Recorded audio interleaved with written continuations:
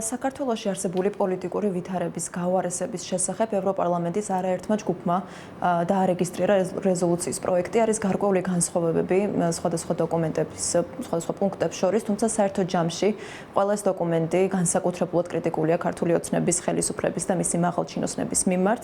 ევროპარლამენტარები მოუწოდებენ ევროკავშირს, რომ დაუწესოს პერსონალური სანქციები იმ პირებს, რომლებიც პასუხისმგებელნი არიან საქართველოში დემოკრატიულ უკუსვლაზე, არჩევნების გაყალბებაზე, ადამიანების უფლებების დარღვევებზე და პოლიტიკური ოპონენტების და აქტივისტების სამართლებრივ დევნაზე. მათ შორის არიან ირაკლი კობახიძე, შალვა პაპუაშვილი, ქართული ოცნების გენერალური მდივანი კახა კალაძე და პარტიის თავმჯდომარე ირაკლი ღარიბაშვილი. გარდა ამისა, რადიო თავისუფლების ინფორმაციით ახალი რეზოლუციის პროექტში ევროპარლამენტარებმა გააფართოვეს იმ ადამიანების სია, ვისთვისაც სანქციების დაწესებას ითხოვენ და მოიცავს ბიძინა ივანიშვილის ხელშემწყობების ქსელს, ელიტურ გარემოცვას, კორუმპირებულ ფინანსისტებს, პროპაგანდისტებს და მათ, ვინც ხელს უწყობს სახელმწიფოს რეპრესიულ აპარატს.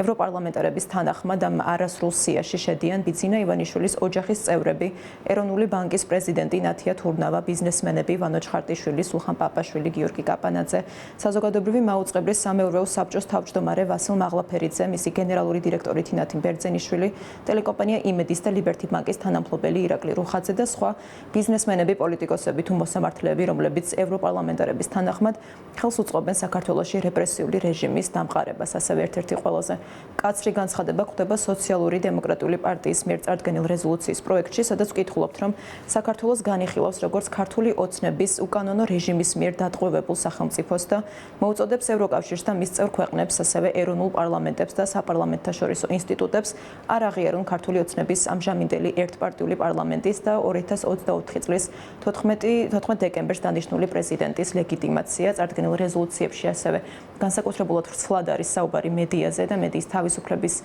შეზღუდვის მცდელობებზე, ისევე როგორც პროპაგანდის როლზე არსებული პოლიტიკური ვითარების გავარესების პროცესში. კვლავ სოციალისტების და დემოკრატების ჯგუფი მოუწოდებს ევროკავშირს გაავრცელოს სანქციები არამხოლოდ ბიძინა ივანიშვილზე და პოლიტიკურად მოტივირებულ მოსამართლეებზე თუ ბიზნესმენებზე, არამედ დეზინფორმაციის გავრცელებისთვის პასუხისმგებელ მედია საშუალებებზე.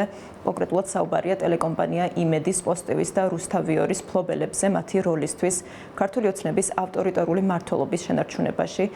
რეზოლუციებში საუბარია ასევე ქართული ოცნების მიერ გაკეთებულ ბოლოდროინდელ განცხადებებზე მედიის შესახებ ახალი კანონის მიღების თაობაზე. დოკუმენტებში ვკითხულობთ, რომ ეს კანონი მიზნად ისახავს სამოქალაქო საზოგადოების და დამოუკიდებელი მედიის კიდევ უფრო შეზღუდვას. დამოუკიდებელ მედიაზე უფრო ვრცლად არის კიდევ საუბარი ევროპარლამენტის ერთ-ერთი ყველაზე დიდი ჯგუფის, ევროპის სახალხო პარტიის სახელით წარდგენილ პროექტში, სადაც წერია, რომ საქართველოში დამოუკიდებელ მედიას უწევს სისტემური შევიწროების და დაშინების პირობებში მუშაობა. მათ შორის არის დასახელებული ტელეკომპანიები ფორმულა, მთავარი და ტევ პირველი. კონკრეტულად წერია, რომ ეს ტელეკომპანიები მძიმე ფინანსური შეზღუდვების წინაშე დგანან. მედიის ათობით წარმომადგენელი კი არის სხვადასხვა სახის ფიზიკური თუ ფსიქოლოგიური ზეწოლის მსხვერპლის ჟურნალისტების მიმართ არასათანადო მოპყრობის შესახებ საუბრის კონტექსტში. ბუნებრივია, რეზოლუციებში არის საუბარი გამოცემების ბათუმელების და ნეტგაზეთის დამფუძნებელზე მზიამაღლობელის შესახებაც, რომელიც დაკავების დღიდან შიმშილობს. კითხულობთ, რომ უკანონო დაკავების პირობებში შიმშილობის გამო მის ჯანმრთელობას შეუქცევადი და კრიტიკული საფრთხეები ემუქრება და ევროპარლამენტარები მოითხოვენ ევროკავშირისგან, რომ ოფიციალურად მოითხოვოს მზიამაღლობელის დაუყოვნებლივ გათავისუფლება. ელინა, ასევე საინტერესოა, როგორი იყო ქართული ოცნების წარმომადგენლების გამოხმაურება ამ რეზოლუციასთან და მის შინაარსთან დაკავშირებით.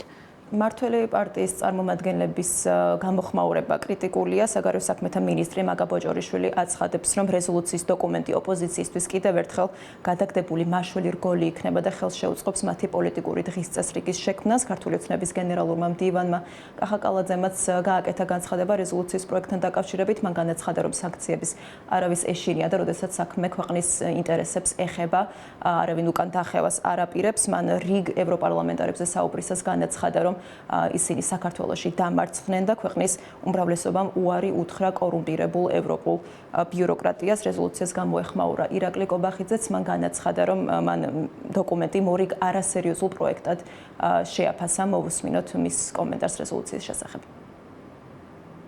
დღემდე ევროპარლამენტმა საქართველოს შესახებ 5 რეზოლუცია დაამტკიცა და 5-ვე იყო ერთმანეთზე არასერიოზული და ეს არის მორიგი, მე-6 არასერიოზული პროექტი, რომელიც დაინიცირდა ევროპარლამენტში.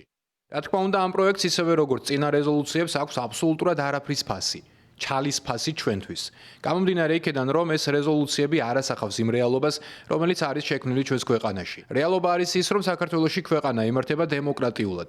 ოპოზიცია არის თავისი არსით ანტიდემოკრატიული. თუმცა ხედავთ, რომ რეზოლუციებში აისახება ხოლმე მხარდაჭერა რადიკალიზმის მიმართ და იმ ყველაფრის მიმართ, რასაც დღეს ასე მკაფიოდ აკრიტიკებს ამერიკის შეერთებული შტატების ახალი ადმინისტრაცია.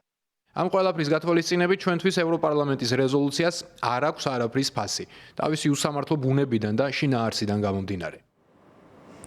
ევროპარლამენტში არის დარეგისტრირებული სულ 6 სხვადასხვა რეზოლუციის პროექტი, სხვადასხვა ევროპარლამენტის სხვადასხვა ჯგუფების მიერ. თითო დოკუმენტში არის მრავალი პუნქტი, რომელიც საქართველოში არსებულ პოლიტიკურ ვითარებას მრავალი სხვადასხვა მიმართულებით აფასებს და მიმოიხილავს. მოსალოდნელია, რომ კიდევ შევა გარკვეული შესწორებები, ხოლო ის თუ კონკრეტულად რა ფორმით რომელ რეზოლუციას დაამტკიცებს ევროპარლამენტი, ხვალ 13 თებერვლის კენჭისყრაზე გახდება ცნობილი.